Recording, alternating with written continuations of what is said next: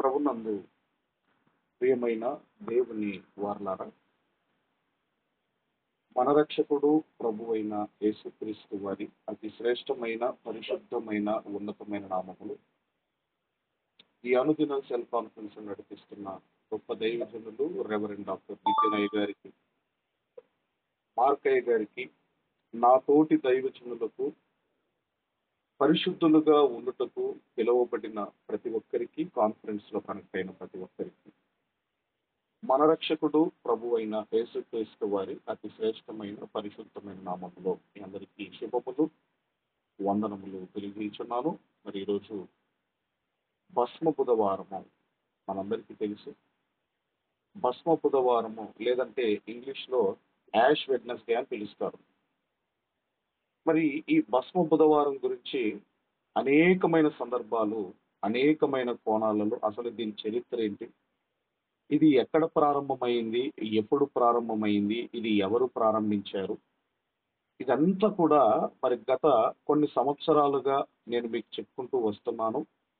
మన యూట్యూబ్ ఛానల్లో ఇవన్నీ కూడా మరి ఉన్నాయి, అందులో అందుబాటులో ఉన్నాయి. కాబట్టి ఈరోజు మరొక కోణములో, మరొక యాంగిల్లో ఈరోజు ఈ భస్మ బుధవారం యొక్క సందేశాన్ని మనం అందరం కూడా వినబోతున్నాము. అయితే మనం చూడగలిగితే, మరి కొన్ని సంఘాలలో మనం చూడగలిగితే అనేక సంవత్సరాల నుంచి ఆచరిస్తున్నారు, మరి కొనసాగిస్తున్నారు. మరి భస్మ బుధవారం అంటే ఏమిటి? ఇది 40 రోజుల వాక్యపు దినాలు, లేదంటే ఉపవాసపు దినాలు అని పిలుస్తారు. దీనినే లెంట్ అని కూడా పిలుస్తారు. లెంట్ డేస్ అని కూడా దీనినే పిలుస్తారు. అయితే మనం చూడగలిగితే, మరి ప్రాచీన భాషలో ఇంగ్లీష్లో, పూర్వం ఇంగ్లీష్లో ఈ లెంట్ అనే పదాన్ని లెంగ్స్టన్ అని పిలిచేవారు. లెంట్ అనే పదాన్ని ఇప్పుడేమో చిన్నగా మనము LENT అని మనం చదువుకుంటున్నామో, ప్రాచీన ఇంగ్లీష్ భాషలో, పూర్వం ఇంగ్లీష్ భాషలో LENCTEN అని పిలిచేవారు. LENCTEN, లెంగ్స్టన్ అని దీనిని పిలిచేవారు. ఇప్పుడు మనం ఆలోచన చేయగలిగితే, లెంట్ అంటే 2 మీనింగ్లు ఉన్నాయి. మళ్ళీ ఇంగ్లీష్లోకి వెళ్తే లెంట్ అన్నప్పుడు మరలా 2 మీనింగ్లు ఉన్నాయి. I lent 1000 rupees to him అంటే దాని అర్థం ఏంటంటే, నేను ఒకప్పుడు అతనికి 1000 రూపాయలు ఇచ్చాను అని అర్థం వస్తుంది. అంటే లెంట్ అంటే అప్పిచ్చువాడు అని అర్థం. ఇంగ్లీష్లో ఒక మీనింగ్ కూడా ఉంది. అయితే మనం ఆలోచన చేయగలిగితే, లెంగ్స్టన్ అన్న పదమును షార్ట్ చేసి ఏం చేశారంటే లెంట్ గా పిలుస్తున్నారు. అది లెంట్ అంటే ఏంటన్నప్పుడు అండి, స్ప్రింగ్ సీజన్ అనగానే మార్చి, అలాగే ఏప్రిల్, అలాగే మే, ఈ 3 నెలలు మనం ఆలోచన చేయగలిగితే దీన్ని ఏమంటారు అంటే వసంతకాలము అని పిలుస్తారు, వసంత ఋతువు అని పిలుస్తారు, వసంతకాలం అని పిలుస్తారు. మరి ఈ వసంతకాలంలో జరిగేది ఏంటి? వసంతకాలంలో జరిగేది ఏంటి అన్నప్పుడు అండి, ఏం జరుగుతుంది అన్నప్పుడు చిగురించడము అంటే కొత్త ఆకులు రావటం కానివ్వండి, కొత్త మరి ఈ పువ్వులు కానివ్వండి, ఇవన్నీ కూడా ఈ వసంత మరి కాలములో, ఋతువులో రావటం అన్నది మనం అందరం కూడా చూస్తున్నాము. మరి లెంగ్స్టన్ ఎందుకు లెంట్ గా మార్చారు అన్నప్పుడు అండి, వసంత ఋతువు అనగానే ఒకటి జ్ఞాపకము రావాలి. ఏంటిది అన్నప్పుడు చిగురించే కాలము.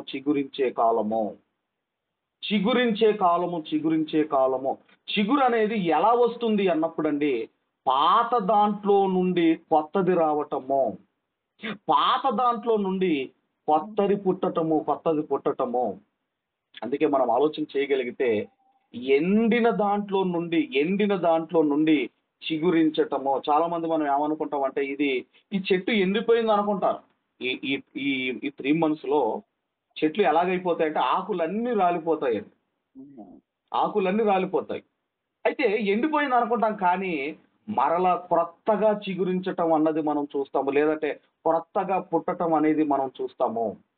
అంటే ఎండిన దాంటిలో నుండి చిగురించడము, ఎండిన దాంటిలో నుండి చిగురించడము. ఈ మాటలు వింటున్నప్పుడు మన మైండ్‌లో ఏదో స్ట్రైక్ కావాలి. ఎండిన దాంట్లో నుండి చిగురించటము, ఎండిన దాంట్లో నుంచి చిగురించటము. ఏం స్ట్రైక్ కావాలి అన్నప్పుడు దయచేసి అందరం కూడా పరిశుద్ధ దేవుని గ్రంథములో నుండి పెద్ద ప్రవక్తల్లో నుండి ఒక ప్రవక్త యెషయ గ్రంథము 11వ అధ్యాయము దయచేసి మొదటి వచనము మనమందరము కూడా చదువుకుందాము. యెషయ గ్రంథము 11వ అధ్యాయము మొదటి వచనాన్ని మనం అందరం కూడా చదువుకుందాము. యెషై మొద్దు నుండి చిగురు పుట్టును, దాని వేర్ల నుండి అంకురము ఎదిగి ఫలించును. యెషై మొద్దు నుండి చిగురు పుట్టును, యెషై మొద్దు నుండి చిగురు పుట్టును అంటున్నాడు. అంటే యెషై మొద్దు ఏమైపోయిందంటే ఎండిపోయింది. యూదులందరూ కూడా మరి వీళ్ళు చెరలోనికి వెళతారు, మనందరికీ తెలుసు. ఇశ్రాయేలీలేమో వాళ్ళేమో అషూరు చెరకెళ్తారు. మరి ఆ యూదులేమో బాబిలోనియన్ చెరకు వెళ్తారు, బబులోనియుల చెరకు వెళ్తారు. అంటే ఎప్పుడైతే ఈ యూదులు చెరలోనికి వెళ్ళిపోయారో వారి పరిపాలన ఎండిపోయింది. ఆ ఎండిన మొద్దు నుండి ఒక రాజు రావాలి. అందుకే ఇక్కడ రాయబడింది, ఏమని రాయబడిందంటే యెషై మొద్దు నుండి చిగురు పుట్టును, వాని వేరు నుండి అంకురము ఎదిగి ఫలించును. అంటే వీళ్ళ పరిపాలన మొద్దులాగా మారిపోయింది, అంటే ఎండిపోయింది. ఇప్పుడు ఆ ఎండిన దాంట్లో నుంచి ఒక చిగురు రావాలి, ఒక చిగురు పుట్టాలి, ఒక చిగురు రావాలి, ఒక రాజు రావాలి. అందుకే యేసుక్రీస్తు వారిని పిలాతు అడుగుతున్నాడు. ఏమని అడుగుతున్నాడు అన్నప్పుడండి దయచేసి అందరం కూడా యోహాను సువార్త, దయచేసి అందరం కూడా యోహాను సువార్త 18వ అధ్యాయము 36 నుంచి మనం అందరం కూడా చదవగలిగితే 37వ వచనం 36, 37 మనం చదవగలిగితే, యేసు నా రాజ్యము ఈ లోక సంబంధమైనది కాదు. నా రాజ్యము ఈ లోక సంబంధమైనదైతే నేను యూదులకు అప్పగింపబడకుండునట్లు నా సేవకులు పోరాడుదురు గాని నా రాజ్యము ఇహ సంబంధమైనది కాదనెను.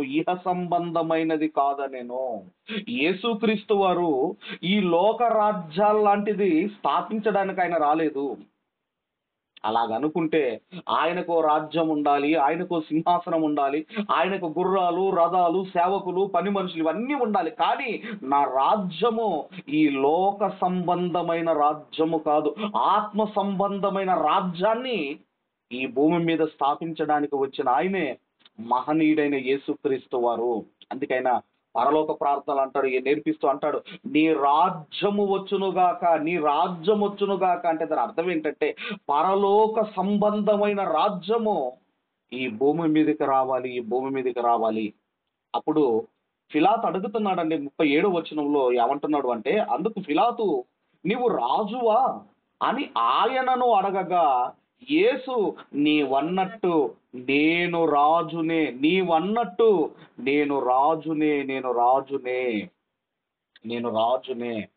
యేసుక్రీస్తు వారు ఆయన మొదటి రాకడలోనే, అసలు ఆయన పుట్టుకతోనే రాజు. యేసుక్రీస్తు వారు ఎవరండి? ఆయన పుట్టుకతోనే రాజు. అందుకే పిలాతు దగ్గర అంటున్నాడు, నువ్వు రాజువా అని పిలాతు అడిగినప్పుడు ఆయన చెబుతున్నాడు, నేను రాజునే అని చెబుతున్నాడు. ఇప్పటికీ మన క్రైస్తవ ప్రపంచంలో యేసు రాజుగా వచ్చుచున్నాడు, భూలోకం అంతా తెలుసుకుంటారని ఇప్పటికీ పాటలు పాడుతున్నారు. అంటే దాని అర్థం ఏంటి? యేసు రాజుగా రాలేదనా? యేసు రాజుగా ఆయన పుట్టుకతోనే రాజు కదా. జ్ఞానులు వెళ్ళి ఏమని అడిగారు? యూదుల రాజుగా పుట్టినవాడు ఎక్కడున్నాడు అని అడిగారే. మరి ఇప్పుడు పిలాతు దగ్గర నేను రాజును అని ఆయన చెప్పుకుంటున్నాడే. కాబట్టి మనం ఆలోచన చేయగలిగితే ఇదిగోనండి, మరి ఈ యూదులలో కొంతమంది మంచి రాజులు ఉన్నారు. యూదులను పరిపాలించిన వారిలో ఒక దావీదు గారు కానివ్వండి, కొంతమంది ఉన్నారు మంచి రాజులు, ద బెస్ట్ రాజులు కొంతమంది ఉన్నారు. మీ వీళ్ళందరూ కూడా దేవునికి విధేయత చూపించారు, కానీ కొద్ది మంది మాత్రము దేవునికి అవిధేయత చూపించారు. అందుకేనండి ఈ అవిధేయత చూపించిన రాజుల వలన దేవుడు వారి చుట్టూ వేసిన కంచెను ఏం చేశాడంటే అది తీసేశాడు. అందుకే వీళ్ళు చెరలోనికి వెళ్ళిపోయారు. అందుకే వారి పరిపాలన ఎండిపోయింది. ఇది భూ సంబంధమైన రాజ్యము కాదు. ఇది యేసుక్రీస్తు వారు పరలోక సంబంధమైన రాజ్యమును స్థాపించడానికి ఆయన ఈ భూమి మీదకి వచ్చాడు. మరి ఆయన దేనిని గెలిచాడు?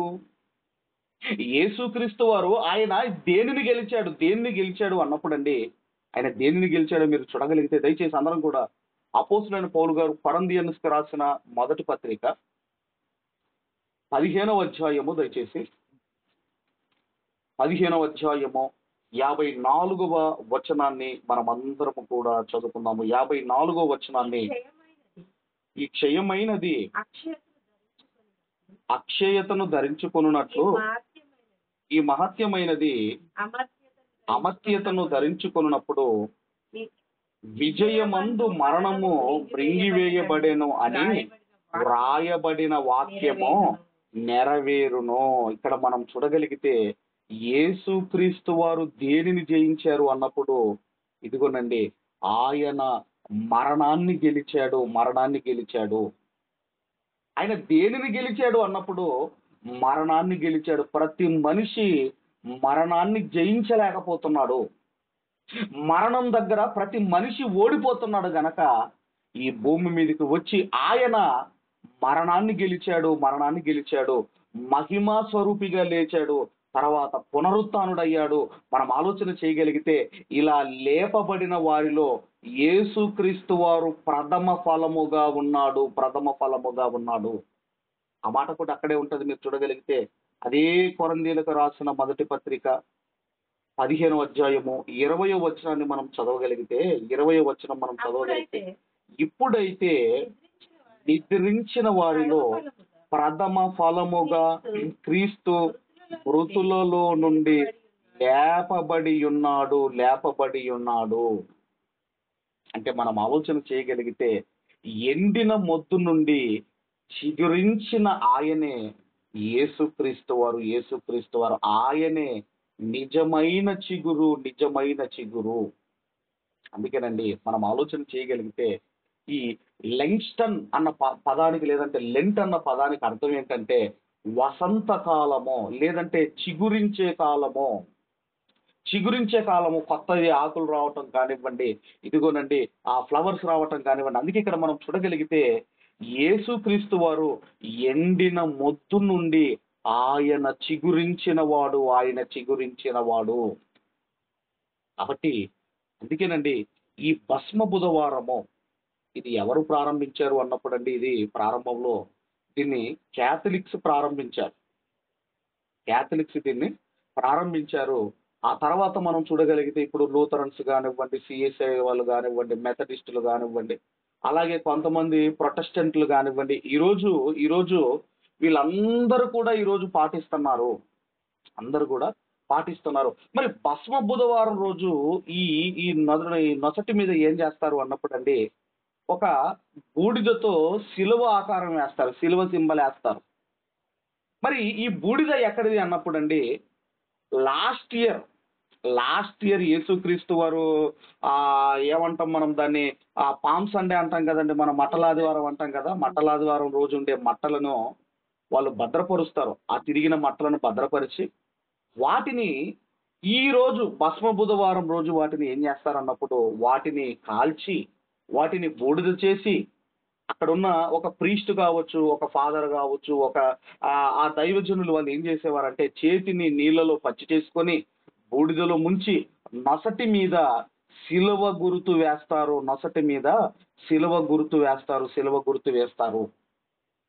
మరి ఎందుకు శిలువ గుర్తే నొసటి మీద ఎందుకు వెయ్యాలి?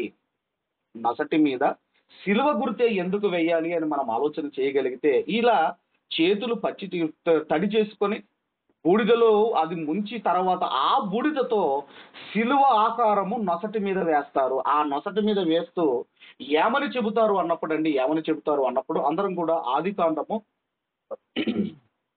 దయచేసి ఆదికాండము 3వ అధ్యాయము 19వ వచనాన్ని మనము చదువుకుందాము. ఆదికాండము 3వ అధ్యాయము 19వ వచనాన్ని మనం అందరం కూడా దయచేసి చదువుకుందాము.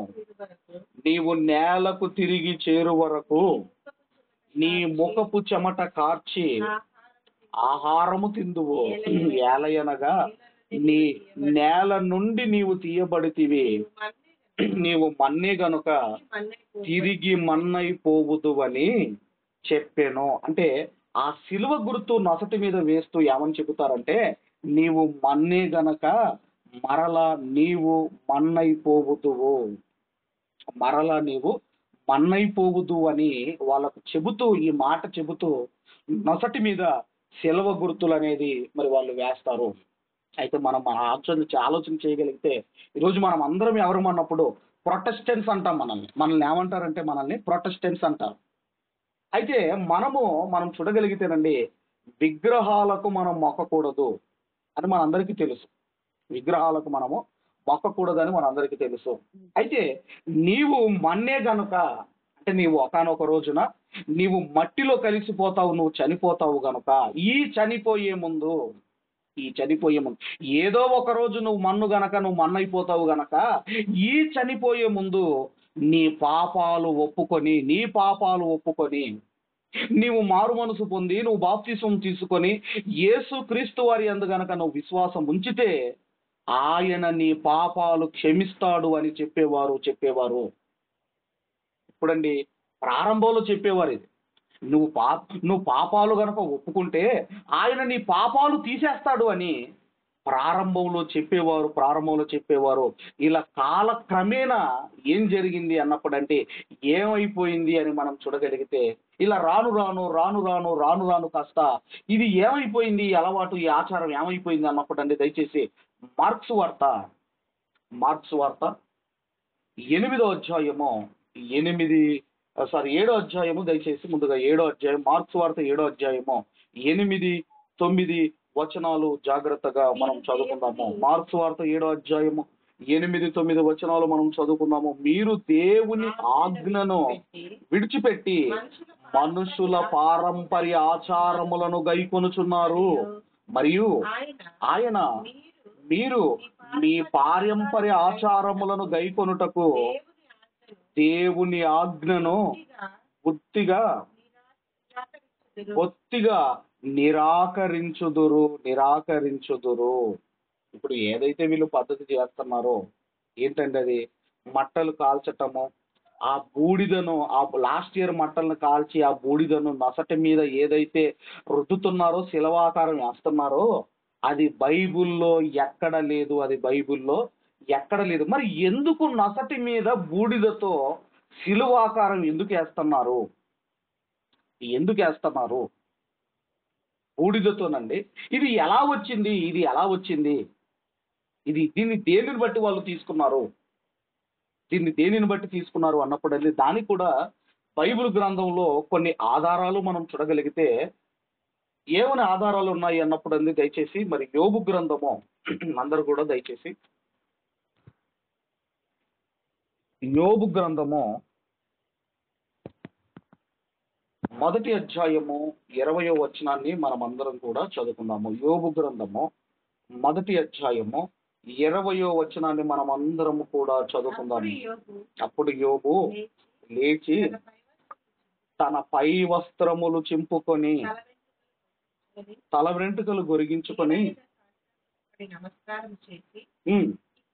ఇట్లా నేను ఇక్కడ పరిస్థితి మనం ఆలోచన చేయగలిగితే, ఈయన ఎందుకు పై వస్త్రములు తీసేసుకున్నాడు, చింపుకున్నాడు, తర్వాత తల వెంట్రుకలు ఎందుకు గొరిగించుకొని నేల మీద సాష్టాంగపడి నమస్కారం ఎందుకు చేశాడు అన్నప్పుడు, ఇది ఎందుకు జరిగింది అన్నప్పుడు అండి, ఎందుకంటేనండి తన పిల్లలను కోల్పోయాడు, తన ఆస్తి మొత్తం కోల్పోయాడు. అంటే మనం చూడగలిగితే ఆయన బాధలో ఉన్నాడు.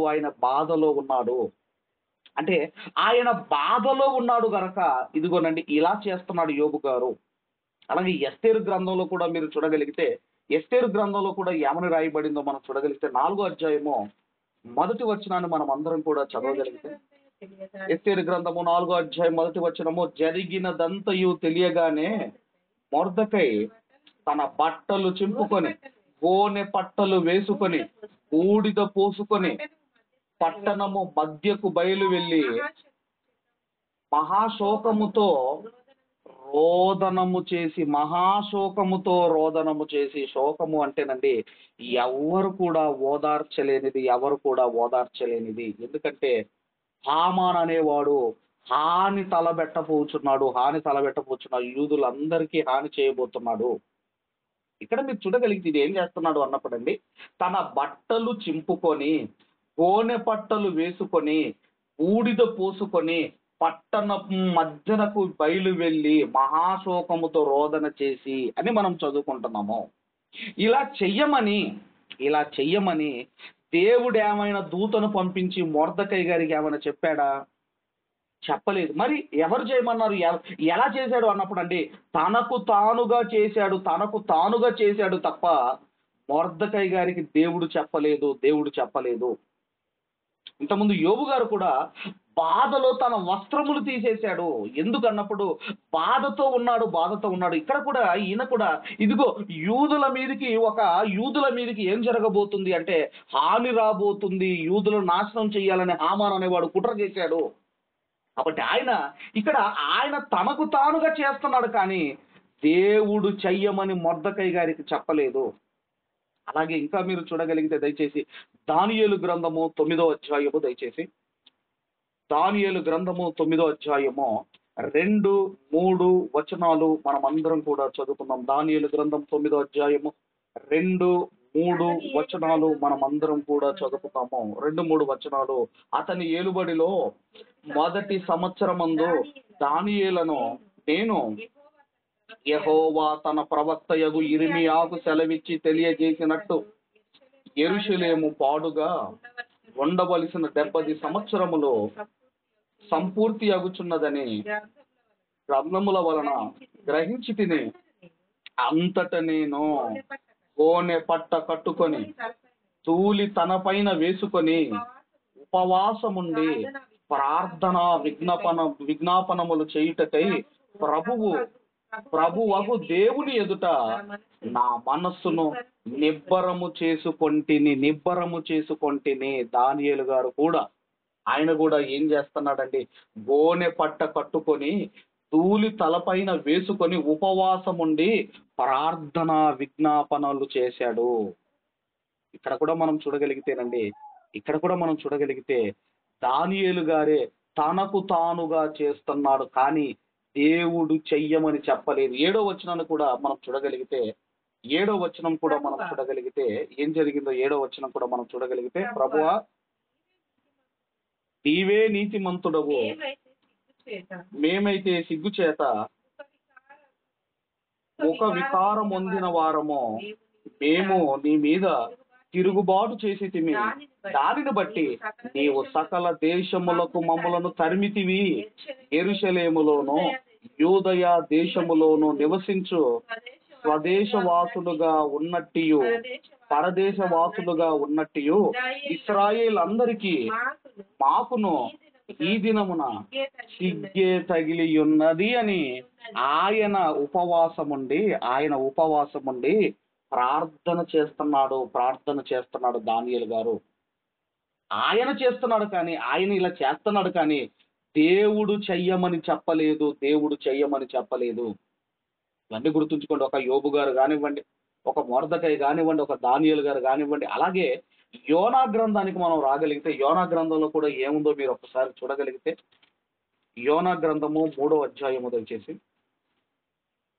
3వ అధ్యాయము 4, 5, 6 వచనాలు మనం చదువుకుందాము. 4, 5, 6 వచనాలు మనం చదువుకుందాము. యోనా ఆ పట్టణములో ఒక దిన ప్రయాణమంత దూరము సంచరించుచు ఇక 40 దినములకు నినివే పట్టణము నాశనమగనని ప్రకటన చెయ్యగా, నినివే పట్టణపు వారు దేవుని యందు విశ్వాసముంచి ఉపవాస దినము చాటించి గనులేమి అలుపులేమి అందరూ గోనె పట్ట కట్టుకొనిరి. ఆ సంగతి నినివే రాజునకు వినబడినప్పుడు అతడు తన సింహాసనం మీద నుండి దిగి తన రాజవస్త్రములు తీసివేసి గోనె పట్ట కట్టుకొని బూడిదలో కూర్చుండెను. మరియు రాజైన ఆ తానును ఆయన మంత్రులను ఆజ్ఞ ఇవ్వగా ఇక్కడ కూడా మనం చూస్తున్నాము వాళ్ళు కూడా వాళ్ళ వస్త్రములు, రాజు కూడా రాజవస్త్రములు తీసేసి గోనె పట్ట ధరించుకొని దేవుణ్ణి వేడుకుంటున్నారు. ఎందుకు దేవుణ్ణి వేడుకుంటున్నారు? ఎందుకంటే దేవునికి కోపం వస్తే మేమందరము ఇదిగో మన్నైపోతాము, మేమందరము ధూళిగా మారిపోతాము. దేవునికి కోపం వస్తే మేము మరలా ఏమైపోతామంటే మేము మట్టిగా మారిపోతాము, మేము ధూళిగా మారిపోతాము. ఇప్పటి వరకు మనం చూస్తున్నాం, గోనె పట్ట కట్టుకొని బూడిదలో కూర్చుండి ధూళి పోసుకున్నారని మనం చూస్తున్నాము. అంటే దేవునికి కోపం వస్తే మనుషులు ధూళిగా మారతారా అంటే, యోబు గ్రంథంలో కూడా ఒక మాట ఉంది. దయచేసి 34వ అధ్యాయము, యోబు గ్రంథం 34వ అధ్యాయము 14-15 వచనాలు మనం అందరం కూడా చదువుకుందాము. యోబు గ్రంథం 34-15 వచనాలు చదువుకుందాము. ఆయన తన మనస్సు తన మీదనే ఉంచుకొనిన ఎడల తన శ్వాస నిశ్వాసములను తన యొద్దకు తిరిగి తీసుకొనిన ఎడల శరీరులందరూ ఏకముగా నశించెదరు, నరులు మరలా ధూళి అయిపోవుదురు. ఈ చదివిన సందర్భాలన్నిటిని బట్టి వాళ్ళ వస్త్రములు తీసివేసి వాళ్ళు గోనె పట్ట ధరించుకొని బూడిదలో కూర్చుండి ధూళి పోసుకొని వాళ్ళు ప్రార్థన చేశారు, దేవునికి విజ్ఞాపనలు చేశారు. ఇవన్నీ కూడా ఉపవాసం ఉండి ఇవన్నీ కూడా వాళ్ళు చేశారు. కానీ దేవుడు చెయ్యమని చెప్పలేదు, తమకు తాముగా వాళ్ళు చేశారు. ఇదే సందర్భాన్ని ఈ ధూళి గురించి కూడా యేసుక్రీస్తు వారు కూడా మాట్లాడుతూ కొత్త నిబంధనలో కూడా ఒక మాట ఉందండి. దయచేసి మనం చూడగలిగితే యేసుక్రీస్తు వారు మాట్లాడుతూ మత్తయి సువార్త 11వ అధ్యాయము 23-24 వచనాలు మనం అందరం కూడా చదువుకుందాం. 23-24 వచనాలు మనం అందరం కూడా దయచేసి చదువుకుందాం. మత్తయి సువార్త 23-24. కపెర్నహూమా, ఆకాశము మట్టుకు హెచ్చించబడేదవా, నీవు పాతాళము వరకు దిగిపోవుదువు. నీలో చేయబడిన అద్భుతములు సొదొమలో చేయబడిన ఎడల అది నేటి వరకు నిలిచియుండును. విమర్శ దినమందు నీ గతి కంటే సొదొమ దేశపు వారి గతి ఓర్వదగినదై ఉండునని నీతో చెప్పుచున్నాను. ఇక్కడ మనం ఆలోచన చేయగలిగితే ఏమనంటున్నాడంటే, ఒకవేళ సొదొమ గొమొర్రాలో ఈ కపెర్నహూములో చేసిన అద్భుతాలు ఒకవేళ చేసుంటే వాళ్ళటండి పూర్వమే వాళ్ళు ఏం చేసేవాళ్ళట, వాళ్ళు గోనె పట్ట కట్టుకొని వాళ్ళు ఏం చేసేవారని మనం చదువుకుంటున్నాము. సొదొమ గొమొర్రా వాళ్ళు మారు మనసు పొంది నేటి వరకు ఉండేవారు అని కపెర్నహూముకు చెబుతున్నాడు. కపెర్నహూములో ఉన్న ప్రజలకు యేసుక్రీస్తు వారు చెబుతున్నాడు. కాబట్టి మనం ఆలోచన చేయగలిగితే ఇవన్నీ సందర్భాలు మనం చూసిన తర్వాత మనకేం అర్థం కావాలి అన్నప్పుడు, ఇదిగోనండి బూడిదలో కూర్చుండి గోనె పట్ట కట్టుకొని ధూళి పోసుకొని ఉపవాసం ఉండి ప్రార్థనలు చేస్తూ విజ్ఞాపనలు చేస్తూ దేవుణ్ణి వేడుకున్నారు. కానీ దేవుడు ఒక దూతను పంపించి దేవుడు చెయ్యమని చెప్పలేదు. అంటే ఇప్పుడు మనం ఏం ఆలోచిస్తున్నాం అన్నప్పుడు, నొసటి మీద చేతులు తడిగా చేసుకొని బూడిదలో ముంచి శిలువాకారం ఎందుకు వేస్తున్నారు, బూడిదతో ఎందుకు వేస్తున్నారు అన్నది మనం ఆలోచిస్తున్నాం. అంటే వాళ్ళు ఏం రిఫరెన్స్ తీసుకున్నారు, దేన్ని బేస్ చేసుకొని ఇది చేస్తున్నారు అనేది మనం చూస్తున్నాము. ఆ తర్వాత అండి ఒకసారి ఆది కాండంలోనికి మనం రాగలిగితే, ఆది కాండము 19వ అధ్యాయం 28వ వచనాన్ని మనం అందరం కూడా చదువుకుందాము. ఆది కాండము 19వ అధ్యాయము 28వ వచనాన్ని మనం అందరం కూడా చదువుకుందాము. 19:28 ఆది కాండం 19:28 మనం అందరం కూడా చదువు. సొదొమ గొమొర్రాల తట్టును ఆ మైదాన ప్రదేశం యావత్తును చూడగా అదిగో ఆ ప్రదేశపు పొగ ఆవము పొగవలె లేచుచుండెను. దేవుడు ఆ మైదానపు పట్టణములను పాడు చేసినప్పుడు దేవుడు అబ్రహామును జ్ఞాపకం చేసుకొని నాశనము చేసినప్పుడు ఆ నాశనము మధ్యన లోతు నశించకుండా అతన్ని తప్పించను. ఇక్కడ ఏం జరిగింది అన్నప్పుడు అండి, సొదొమ గొమొర్రా ప్రాంతాల మీద అగ్ని గంధకాలు కురిశాయి. అగ్ని గంధకాలు కురిశాయి, మొత్తం కాలిపోయింది. కాలిపోయిన తర్వాత ఏముంటుంది అన్నప్పుడు అండి, బూడిద ఉంటుంది, బూడిద ఉంటుంది, బూడిద ఉంటుంది. ఎందుకు పట్టణాలు కాలిపోయాయి అన్నప్పుడు అండి, ఎందుకు కాలిపోయాయి అన్నప్పుడు దేవుని ఉగ్రత, దేవుని ఉగ్రత, దేవుని ఉగ్రత. ఎందుకు దేవుని ఉగ్రత అన్నప్పుడు అండి, దేవుని ఉగ్రత ఎందుకు అన్నప్పుడు ఆ ప్రజలు పాపము చేశారు, ఆ ప్రజలు పాపము చేశారు. అందుకే పాపము చేస్తే దేవుని ఉగ్రత మనిషి మీదకి వస్తుంది. దేవుని ఉగ్రత మనిషి మీదకి వస్తే మనిషి మరలా ధూళిగా, మనిషి మరలా మన్నుగా మారిపోతాడు. అందుకేనండి దానికి గుర్తుగా వీళ్ళు ఏం చేస్తున్నారు అన్నప్పుడు, వీళ్ళు ఈ ఫాదర్లు వీళ్ళందరూ కూడా ఏం చేస్తారు అన్నప్పుడు, చేతులు వాళ్ళు తడిగా చేసుకొని ఆ బూడిద తీసుకొని ఒక సిలువ గుర్తు ఇదిగో నసటి మీద వేస్తూ వాళ్ళు చెబుతారు, నీవు మన్నే గనుక మరలా మన్నైపోతావు. ఈ మన్నైపోయే లోపు నువ్వు నీ మనసు మార్చుకోవాలి, నీ మనసు మార్చుకోవాలి అని చెబుతూ వాళ్ళు సిలువను యొక్క ఆ బూడిద తీసుకొని సిలువ గుర్తు చేస్తారు. ఇప్పుడు ఇవన్నీ కూడా మనం చదివిన సందర్భాలన్నీ కూడా వీటిని బేస్ చేసుకొని బూడిదను తీసుకున్నారు. ఇంతకుముందు మనం మత్తయి సువార్తలో కూడా మనం చదువుకున్నాము.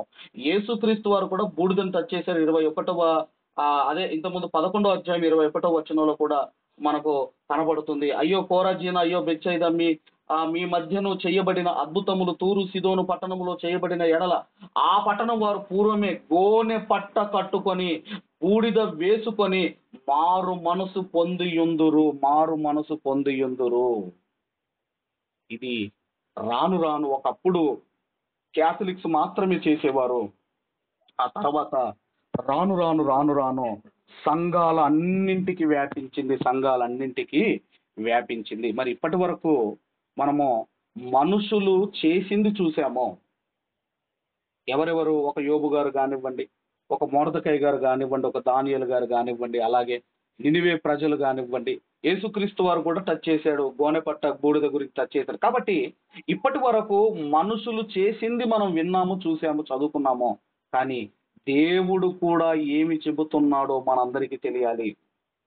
ఇప్పుడు దేవుడు ఏం చెబుతున్నాడు మనం చూడగలిగితే యెషయా గ్రంథము, దయచేసి యెషయా గ్రంథము 58వ అధ్యాయము, యెషయా గ్రంథము 58వ అధ్యాయము 3వ వచనము నుండి మనమందరము కూడా కొన్ని వచనాలు చదువుకుంటూ వద్దాము.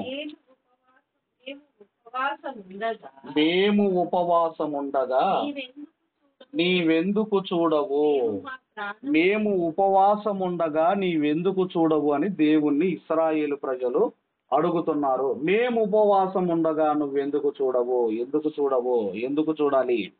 ఎందుకంటేనండి భక్తులు ఉపవాసము చేసిన ఆ ఆలోచన వేరు, వాళ్ళు ఎందుకు చేశారో ఆలోచన వేరు, ఆ ఉద్దేశాలు వేరు. ఈరోజు ఇశ్రాయేలీలు ఉపవాసము చేస్తున్న ఉద్దేశాలు వేరు. అందుకే వాళ్ళు అడుగుతున్నారు, మేము ఉపవాసం చేస్తున్నామే, నువ్వు ఎందుకు చూడవు అని అడుగుతున్నారు.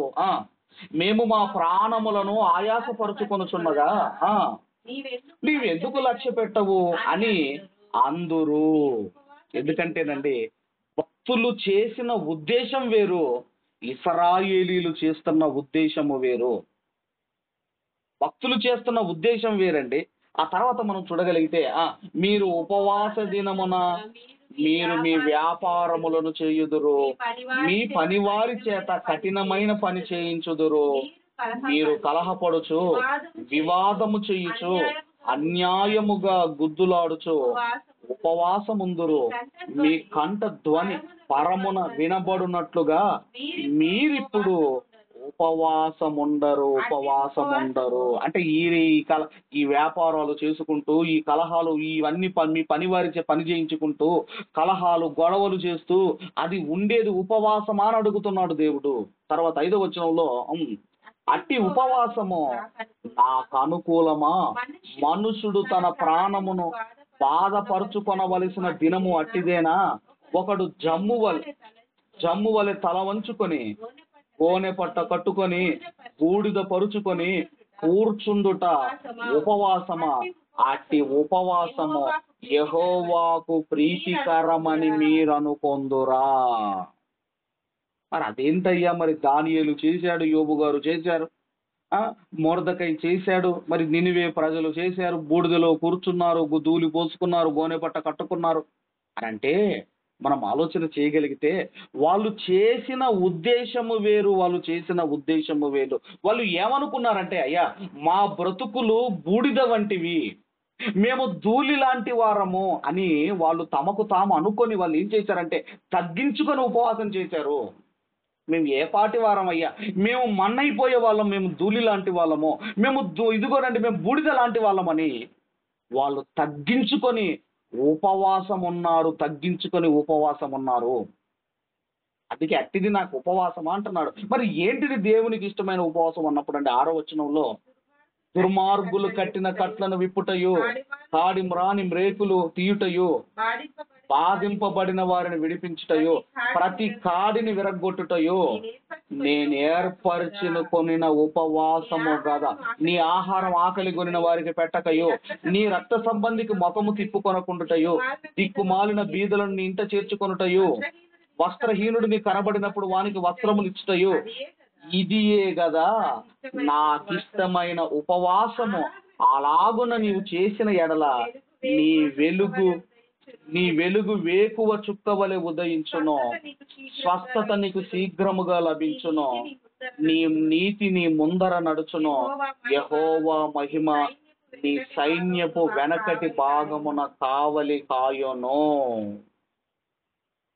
ఇవన్నీ మనము అప్పుడండి 9వ వచనంలో అంటున్నాడు, అప్పుడు నీవు పిలవగా యెహోవా నీకు ఉత్తరం ఇచ్చును, నీవు మొరపెట్టగా ఆయన నేనున్నానను. అంటే ఒక మాటలో చెప్పాలి అంటే ఇశ్రాయేలీలు దేవునికి ఇష్టమైన ఉపవాసము చెయ్యలేదు. ఇశ్రాయేలీలు వారికి నచ్చిన ఉపవాసం చేశారు, వారికి నచ్చింది చేశారు, కానీ దేవునికి ఇష్టమైన ఉపవాసం చేయలేదు. అందుకేనండి దుర్మార్గుడు కట్టిన కట్లు విప్పుటయు అన్నాడు. ఇంతకీ ఎవడు ఈ దుర్మార్గుడు? ఏం కట్లు కట్టాడో చివరికి ఒక మాట చూసుకొని మనము త్వరగా ముందుకు వెళ్ళగలిగితే, ఎవరి దుర్మార్గుడు అన్నప్పుడు లూకాసు వార్త 13వ అధ్యాయములో 6వ వచనాన్ని మనం చదవగలిగితే, లూకాసు వార్త 13వ అధ్యాయము త్వరగా 6వ వచనాన్ని మనం చదవగలిగితే, 13వ అధ్యాయం 6వ వచనము, మరియు వారితో ఆయన ఉపమానం చెప్పాను. 16వ వచనం, దయచేసి 16వ వచనం చదువుకున్నాం. ఇదిగో 18 ఏండ్ల నుండి సాతాను బంధించిన అబ్రహాము కుమార్తె అయిన ఈమెను విశ్రాంతి దినమందు ఈ కట్ల నుండి విడిపింపదగదా అని అతనితో చెప్పాను. సాతాను ఎందరినో బంధించింది. సాతాను దేవుని దగ్గరికి రాకుండా ఎందరినో కట్లు కట్టింది. అలాంటి వారిని విడిపించటమే కదా నాకిష్టమైన ఉపవాసము అంటున్నాడు. కాబట్టి ఆనాడు భక్తులు చేసిన ఉద్దేశము వేరు. అయ్యా మేము బూడిద లాంటి వాళ్ళము, అయ్యా నీకు ఉగ్రత వస్తే మేము మన్నైపోయేవారము అని తమకు తాము తగ్గించుకొని వాళ్ళు ఉపవాసం చేశారు. కానీ ఇశ్రాయేలీలు అండి వారికి ఇష్టమైన ఉపవాసం చేశారు. అందుకే అంటున్నాడు, ఇది నాకు ఇష్టమైన ఉపవాసమా అంటున్నాడు. అందుకే ఈ నాకు నొసటి మీద ఎందుకు ఈ బూడిద పెట్టేవారంటే ఈ రెఫరెన్స్లు అన్నిటిని వాళ్ళు తీసుకొని నొసటి మీద వాళ్ళు బూడిద పెట్టేవారు, బూడిదతో శిలువాకారం వేసేవారు. మరి 40 దినాలే ఎందుకు చెయ్యాలి? దానికి ఏమైనా బేస్ ఉందా అన్నప్పుడు మోషే గారు కూడా మరి 40 దినాలు 2 సార్లు చేసినట్టుగా మనం చూడగలము. నిర్గమకాండం 34వ అధ్యాయములో 28వ వచనంలో, నిర్గమకాండం 34వ అధ్యాయము 28వ వచనం మనం చూడగలిగితే, 28వ వచనంలో, అతడు 40 రేయింబగళ్ళు యెహోవాతో కూడా అక్కడ ఉండెను. అతడు భోజనము చెయ్యలేదు, నీళ్లు తాగలేదు. అంతలో ఆయన ఆ నిబంధన వాక్యములను అనగా 10 ఆజ్ఞలను ఆ పలక మీద రాసెను. అంటే దేవునితో, మోషే గారు దేవునితో ఉన్నప్పుడు 40 దినములు ఆయన ఏమి తినలేదు, ఏమి త్రాగలేదు. ఇలా 2 సార్లు ఉంటాడు మోషే గారు. అలాగే ఏలియా గారు కూడా రాజుల మొదటి గ్రంథం 19వ అధ్యాయము 7-8 వచనాలలో, రాజుల మొదటి గ్రంథము 19వ అధ్యాయము 7-8 వచనాలు మనం అందరం కూడా చదవగలిగితే, అయితే యెహోవా దూత రెండవ మారు వచ్చి అతన్ని ముట్టి, నీ శక్తికి మించిన ప్రయాణము నీకు సిద్ధమై ఉన్నది, నీవు లేచి భోజనము చేయమని చెప్పినప్పుడు అతడు లేచి భోజనము చేసి ఆ భోజనపు బలము చేత 40 రాత్రింబగళ్ళు ప్రయాణము చేసి దేవుని పర్వతమని పేరు పెట్టబడిన హోరేబునకు వచ్చి. అంటే ఇక్కడ మనం చూడగలిగితే ఏలియా గారు కూడా ఆయన కూడా 40 దినాలు ఉన్నట్టుగా మనం చూస్తున్నాం. అలాగే చివరిగా మన రక్షకుడైన యేసుక్రీస్తు వారు కూడా 40 దినాలు ఉన్నట్టుగా మనం మత్తయి సువార్త 4వ అధ్యాయం 2వ వచనంలో మనం చదువుకుంటాం. మత్తయి సువార్త 4వ అధ్యాయం 2వ వచనంలో, 40 దినములు 40 రాత్రులు ఉపవాసం ఉండిన పిమ్మట ఆయన ఆకలి గొనగా. ఈరోజు మన లెంట్ డేస్ లో కూడా ఉదయకాలం 3 గంటలకు అలారం పెట్టుకొని తిని ఉపవాసం ఉంటున్నారట, కొత్తగా తెలిసింది మరి. కాబట్టి 40 దినములు ఆయన ఏమీ తినలేదు, ఏమీ తాగలేదని మనం చదువుకుంటున్నాం. ఇవన్నీ కూడా ఇదే కానివ్వండి, ఇశ్రాయేలు పరిపాలించిన రాజులు కూడా కొంతమంది 40 రోజులు కానివ్వండి, అలాగే జలప్రలయము 40 రోజులు కానివ్వండి, అలాగే 40 కొరడా దెబ్బలు కానివ్వండి కూడా ఏం చేశారంటే, ఒక మనిషి మారాలి అంటే, ఒక మనిషి ఒక దానికి అలవాటు కావాలి అంటే మినిమం 40 రోజులు, ఒక 40 డేస్ అయితే దానికి అలవాటు పడతాడు అనే ఉద్దేశంతో ఈ 40 అనేటివి ఏర్పాటు చేశారు. 40 అనేది ఏర్పాటు చేశారు. కాబట్టి ఇది ఎందుకు ఏర్పాటు చేశారు అన్నప్పుడు అండి, మనుషులకు మార్పు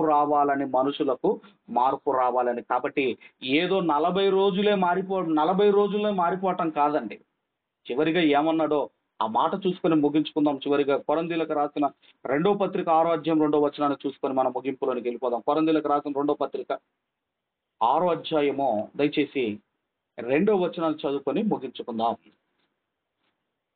2వ వచనములో ఏమంటున్నాడు అంటే, అనుకూల సమయమందు నీ మొరను ఆలకించి తిని రక్షణ దినమందు నిన్ను ఆదుకొంటిని అని చెప్పుచున్నాడు గదా.